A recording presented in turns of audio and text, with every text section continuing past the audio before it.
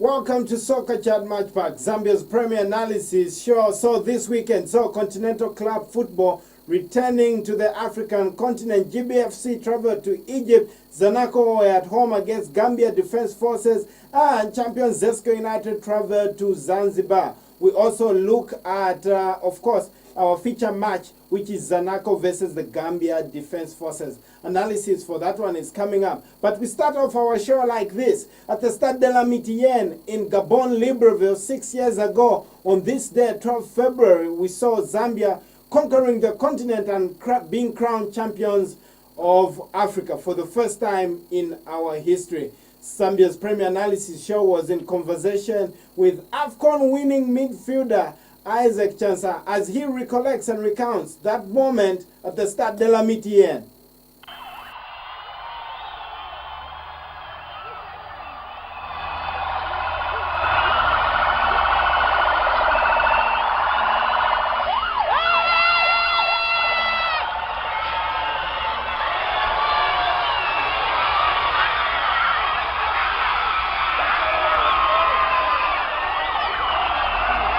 Thank you, Isaac, for taking time to speak to us. Let's review the 2012 Africa Cup of Nations where we were champion.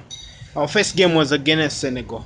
Just tell us how you remember that game. Yeah, thank you so much also for inviting me on this program. Coming to the question, I think I remember it very well, the Senegal game.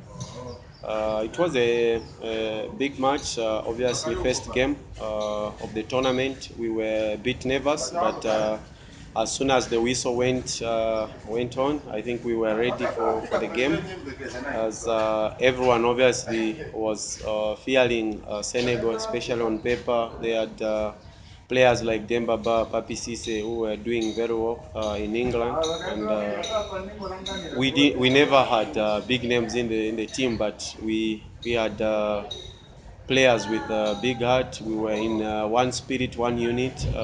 I think that really helped us a lot during the game. Let's just talk about the tactics in that game. We saw Zambia pressing very high, very quick, trying to play on the counter-attack. How would you describe the game plan of that game? Yeah, I think the game plan was the coach told us that Senegal, they had big players. Obviously, they were a little bit heavy. We were quick, we were fast, and also the coach told us that we have to start the placing in attack, where we were starting with Emmanuel Mayuka, and then followed by Chris, and the whole entire midfield coming. And that's where we caught them, because we won a lot of balls in the midfield, and from there that's where we were breaking into counter attacks.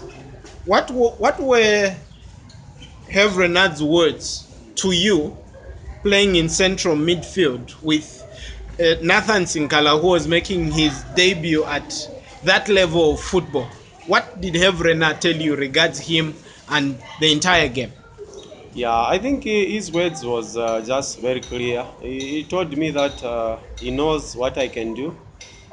He has watched me play before in other tournaments, as well as at Orlando Pirates. By then, I was doing very well.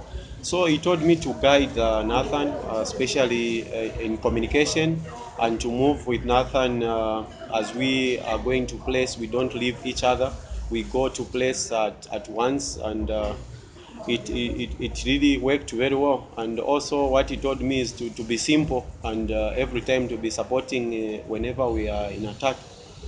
Let's talk about after that game. We win that game. Everyone is shocked that Zambia has put off that result against Senegal.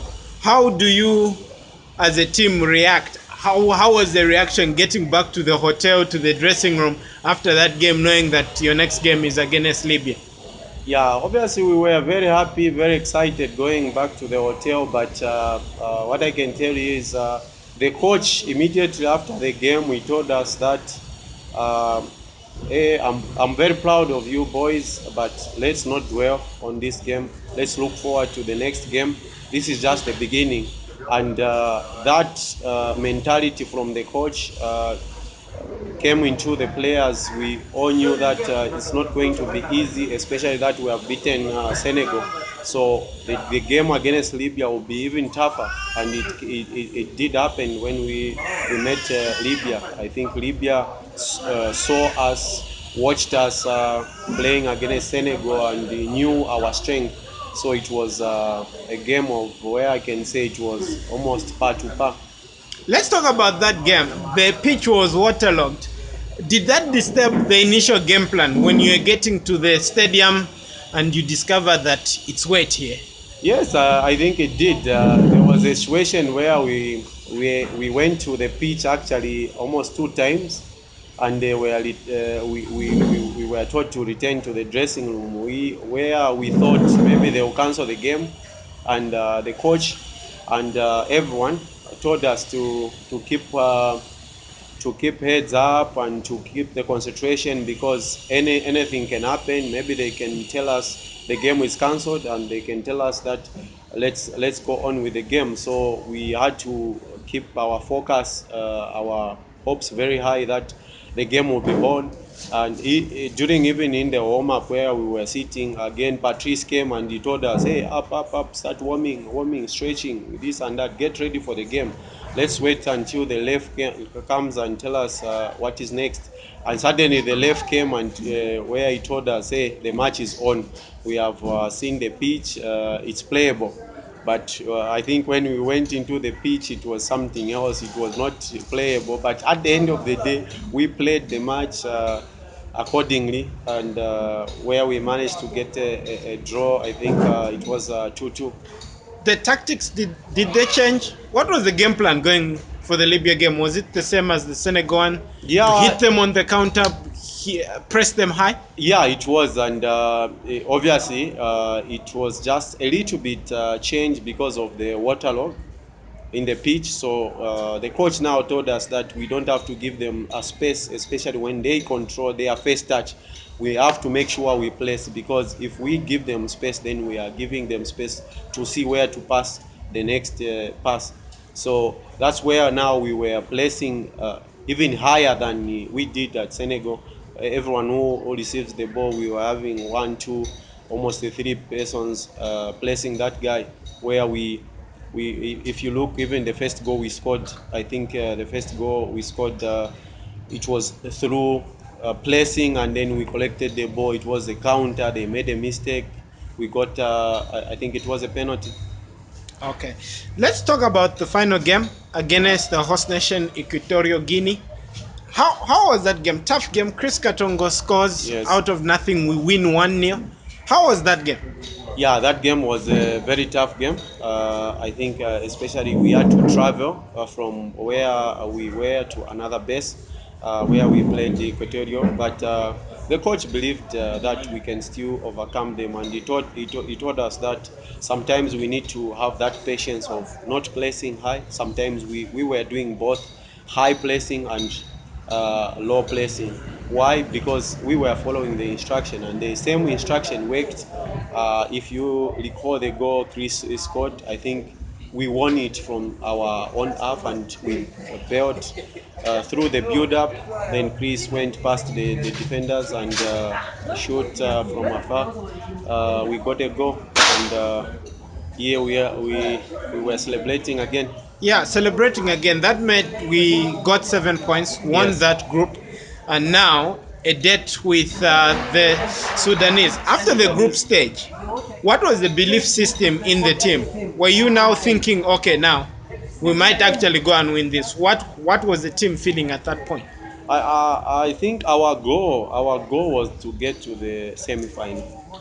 Our goal was to get to the semi-final. So the time when we met Sudan, we were already looking ourselves that we have achieved, because we had believed in ourselves, as we were in one unity together with the coaches and the officials who were there, and especially during the preparations, the trainings, even before that game of Sudan. I think we believed that we were going to beat Sudan, because our target was to go to the semi final, and from there anything is possible. All right, so now we had a clean sheet against Sudan, and that was on the backdrop of another clean sheet against Equatorial Guinea.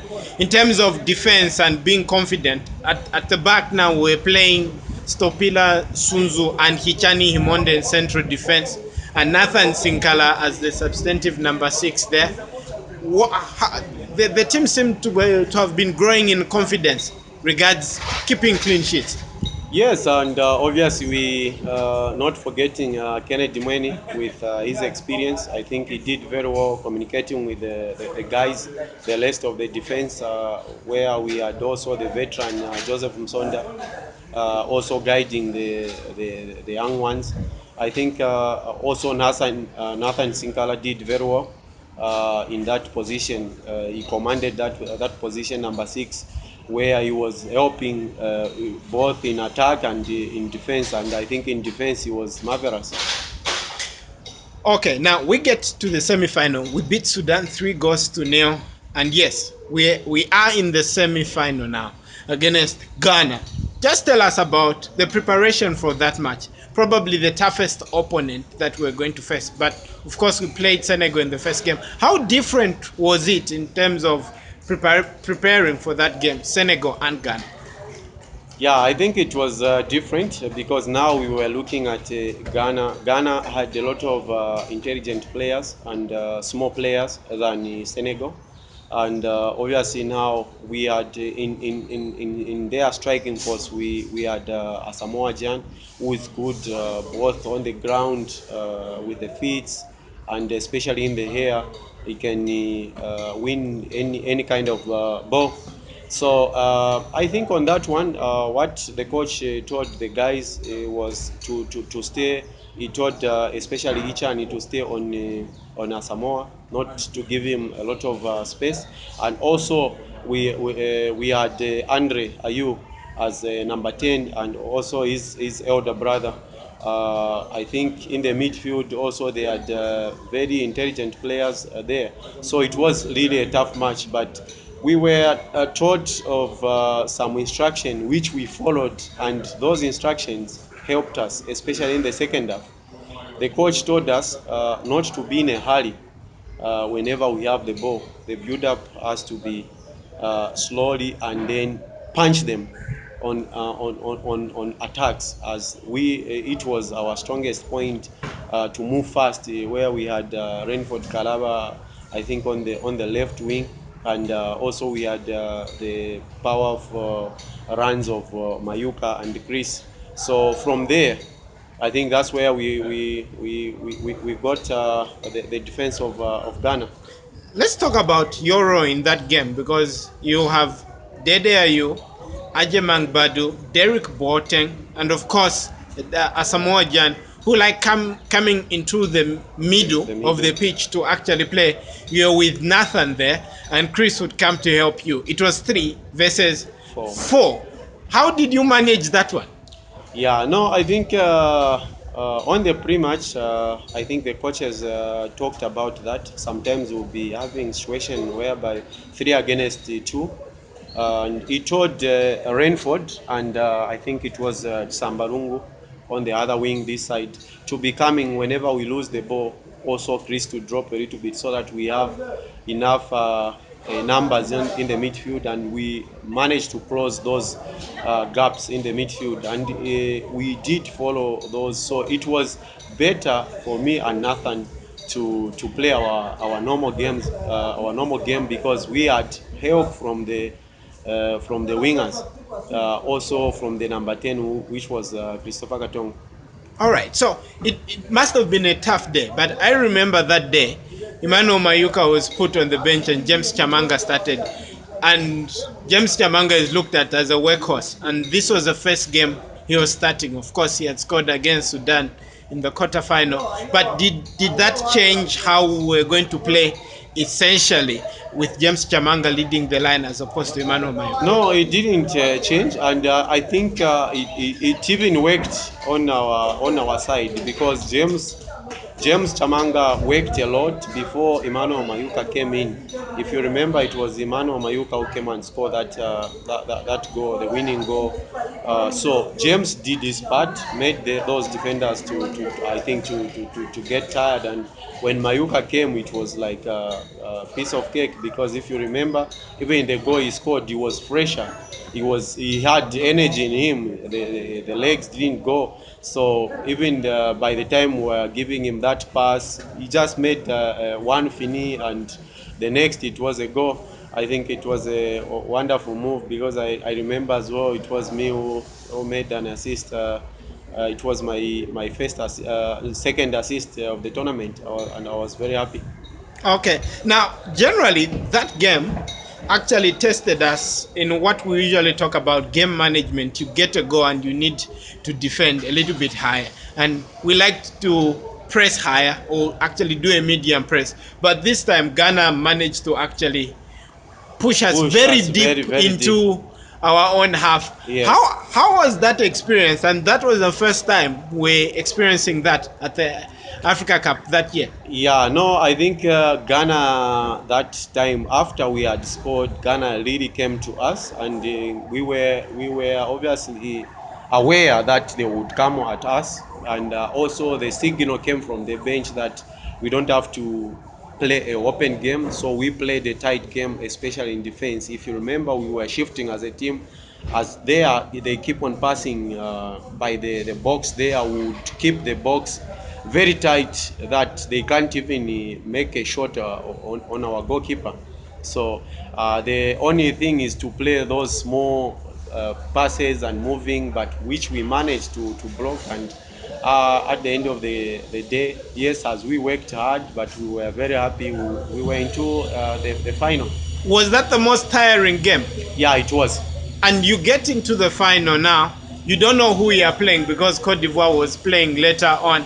Yeah. At that point, you say, okay, we wanted to get into the semi-final. Now we're in the final.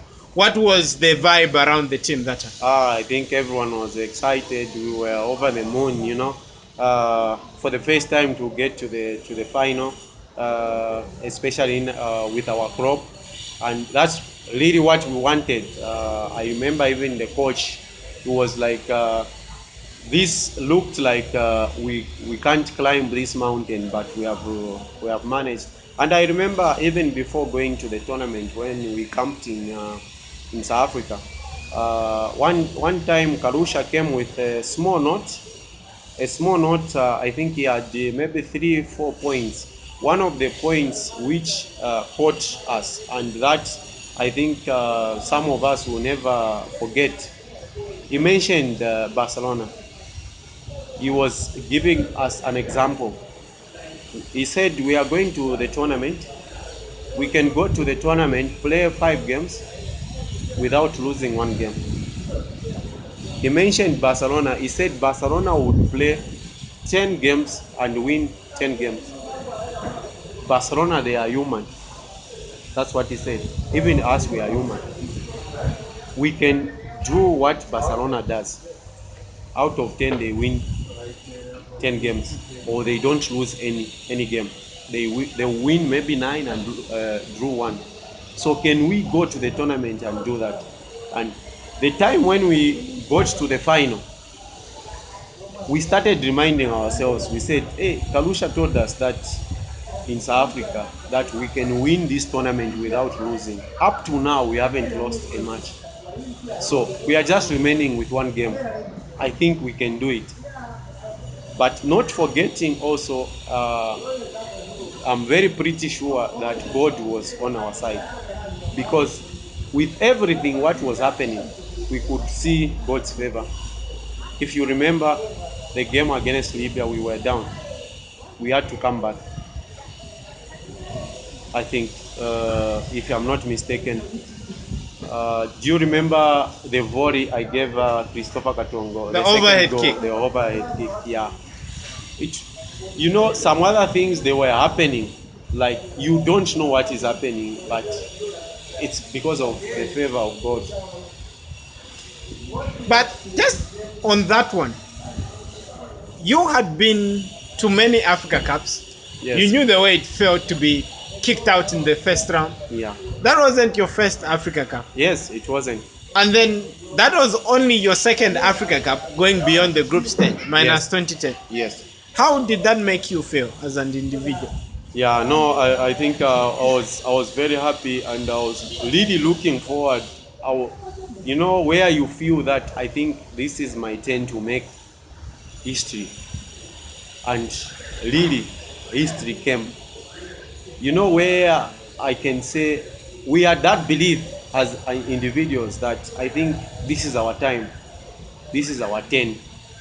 Even some other things that we were going through during the tournament, even the time when we got there, they gave us a hotel. There was some team we were supposed to share a hotel together, and they said no, they can't sleep with us. They had to look for another hotel. We went to another hotel. The hotel was bad. The coach told those guys who were, I think, coordinators there, that can you look somewhere, just somewhere where we can be sleeping alone and where we'll be happy. And they ended up finding a place where you call those houses like chalet. The chalets where, like, for instance, they are building a big maybe shopping mall or a big project. Those Chinese houses they put up, those are the houses that we were sleeping in. Almost the 3 games that we played. The first game against Senegal, the second game against uh, Libya. Libya. Then we had to travel to Bata. Bata to play Guinea. Again, we came back to play Sudan. We slept on the same place. So there was that experience of very bad experience. At the end of the day, that experience made us who we are right now. Now, before the final, this team went to the coast of Gabon where the national team perished. And all of a sudden, it became real that even for you, you lost family in that plane crash. How was that feeling walking onto that shore? It was something that I'm sure had become quiet in your heart, but going to the crash site, what were you saying to each other? What was the mood around the camp? Yeah, no, I can say the mood, I think, was like we were at the funeral of someone. It was real. Uh, we had someone who was explaining how it happened. He was explaining also some players how they were finding some parts of the players, and how they found the goalkeeper also. Ifo Chabala was like, it was only him with almost the whole body holding the wheel down in the water there. So it was something else. It was like it happened the previous day when we were on that site. I think I remember everyone was sharing tears. And I think from there, when we went back to the hotel, we were like, we have carried some other spirits with us. I think the other morale, the other spirit of being tough came also from there, after we have seen where our brothers perished. How was the pre-match meeting?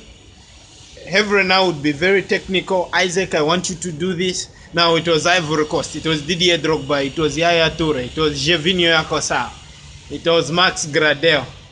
Star-studded team again. How was the pre-match before we get to the game itself? I think the pre-match was, I think Renan said a few things. He didn't talk that much. He said, this game, you are already motivated because you are playing number one team in Africa, which is Senegal. You are playing the stars more than even the players you have played with. When you look at Asamoah Gyan of Ghana, Dembaba of Senegal, you look at Libya. He said, if I put Ivory Coast and I put Zambia, we have already lost the game. But we are going to be 11 against 11 in the pitch, and I believe in you guys.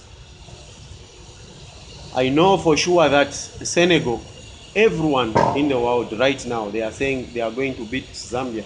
Cote But d'Ivoire. yeah, that's what the coach said. And then he told us that let's prove them wrong. Let's go and play our game. No pressure. Go and enjoy yourselves. But don't forget our structure of play. The way we mark, the way we attack. Otherwise, his word was go and enjoy the game. And let's make history today. It was nothing to do. Isaac, I want you to do this. Mayuka that. It was Chris nothing. that. It was never the same as these previous games. It was something different. He told us in the pitch it will be 11 against 11. Let's go and show them. That's what he told us. Training nothing. No, Nothing like Drogba. Yes, at training, we would train that Drogba is strong in the air. We need this maybe cover from someone if he's jumping with him, something like that. And I'm telling you, there was even a point like during the game where I was like talking to Nsunzu. There was a long ball, and I remember I was coming, seeing the ball in the flight, and I saw Drogba winning that ball in the air and out jumping both our two defenders, which was Nsunzu and HH. Yeah. So after a few seconds, we won the ball. I think it was a throwing. Then I was talking to Nsunzu, and Nsunzu told me, "Hey, Ngala, we are just trying. This guy is something else. He's very powerful in the air." And I kept on encouraging them. And I remember very well, I told him, "No, you are not trying. You have even actually marked him, because up to now, we are still in the game."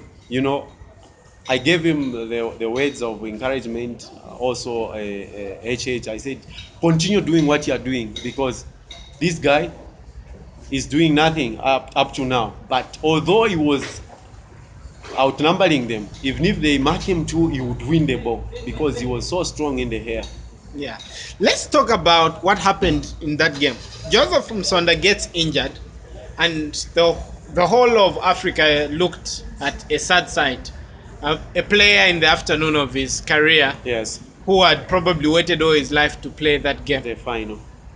being substituted, Nyambe Mlenga comes on. How did the tactics change? What were the words from Hevrena after that? No, I think there was not much, because everyone as a team, we believed in all each other. All the players who were on the bench, sometimes they would change, they would make changes, the team would still look the same. And by that time, I think Nyambe Mlenga was on his peak. So even when he came into the pitch, we knew that he's going to help the team.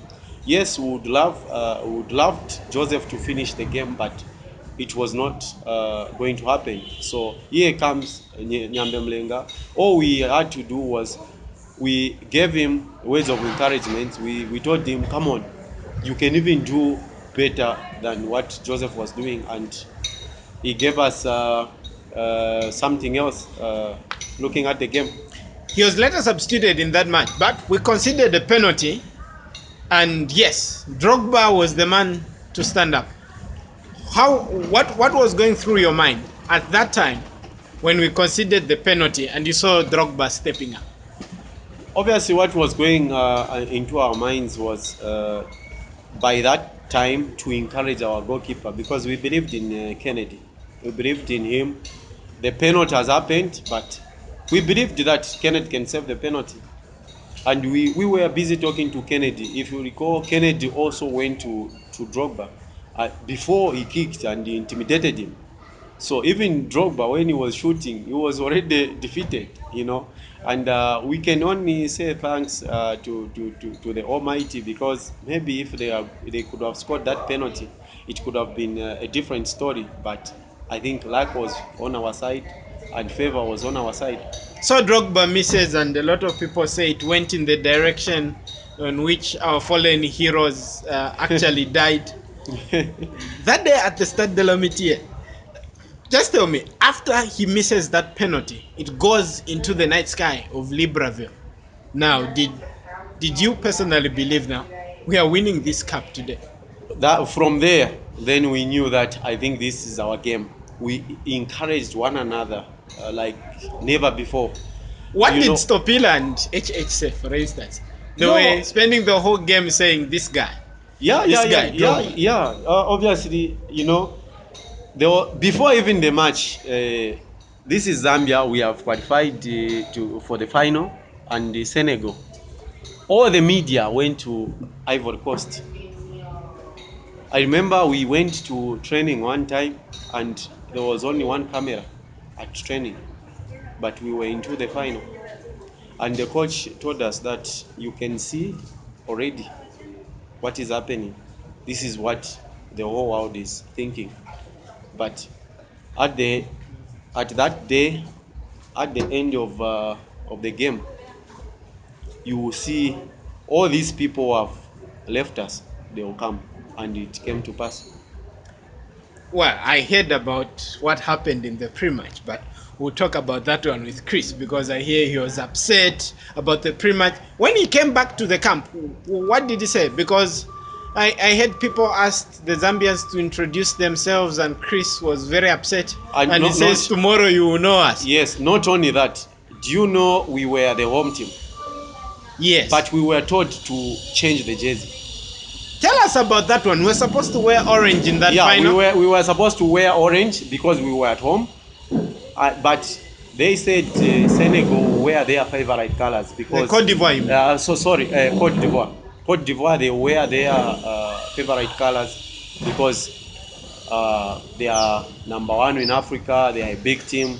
Everyone is looking up to them. So we were very surprised. Also, the coach and Chris, they were very upset. You know, there was even a time where media would come and would refuse to attend to media because of those things.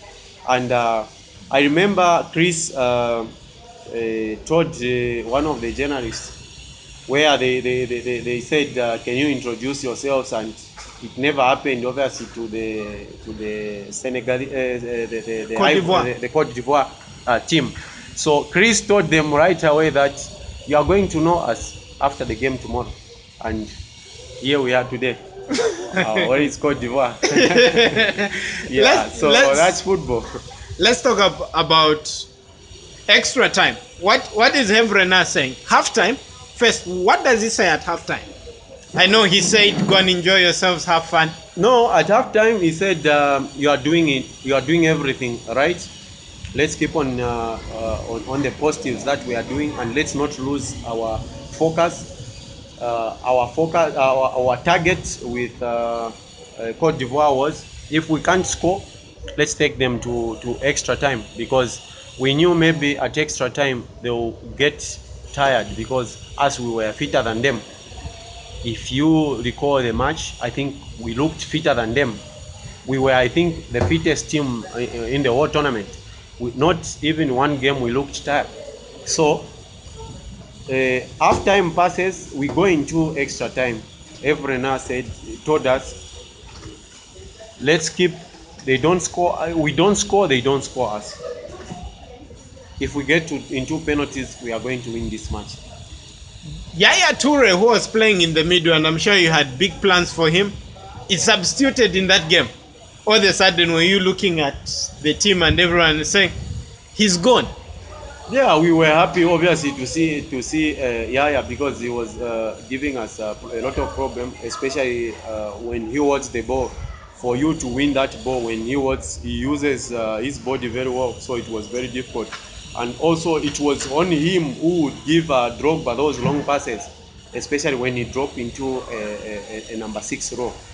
Whenever he receives that ball, it was him who would pass that long ball to Drogba, and that was their strongest moment. So the time when Yaya was substituted, I think we had the relief in the midfield, and obviously we started even enjoying more, me and Nathan, in the midfield by then.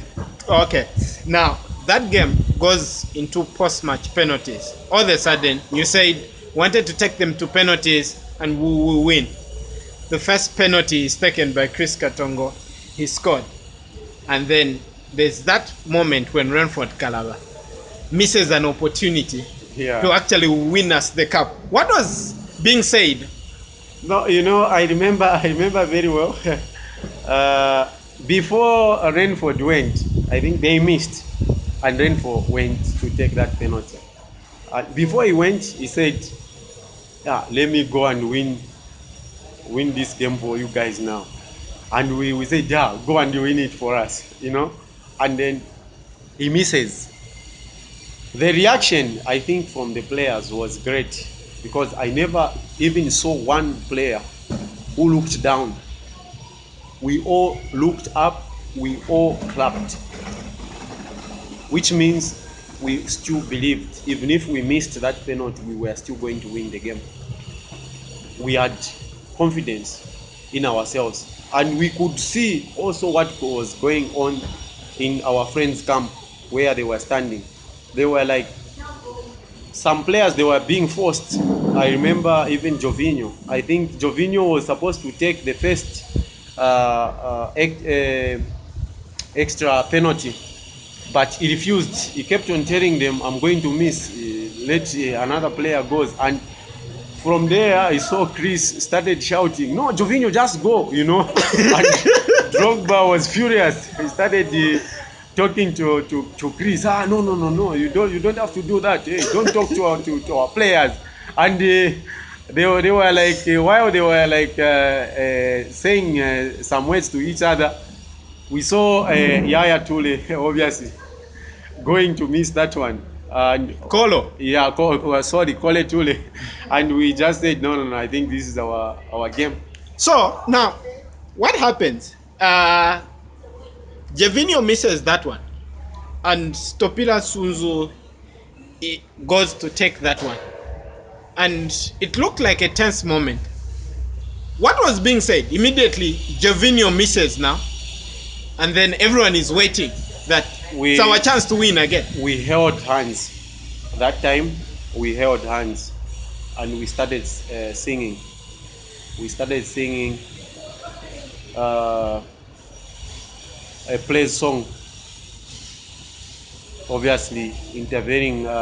We wanted the intervention from God to be with us, and it happened. And before Nsunzu even started going, we started singing and holding hands. And even Nsunzu picked that song we were singing, and he went singing where he was going to take the penalty, and he scored. Wow. I hear Davis Nkausu was supposed to take the next kick if at all Sunzu's penalty was not going to settle it. Yeah. I hear there's a story that Davis was telling Sunzu, if you choose the left, choose the left. If it's the right, choose the right. No, wherever you have already scored. We heard that. Like, just words of encouragement. Pick a spot and put some power. The same, I think, the same applies to everyone. That's our encouragements to everyone who was going to take penalties. Pick your spot and put power. Would that be the happiest day of your footballing career? The little boy in you.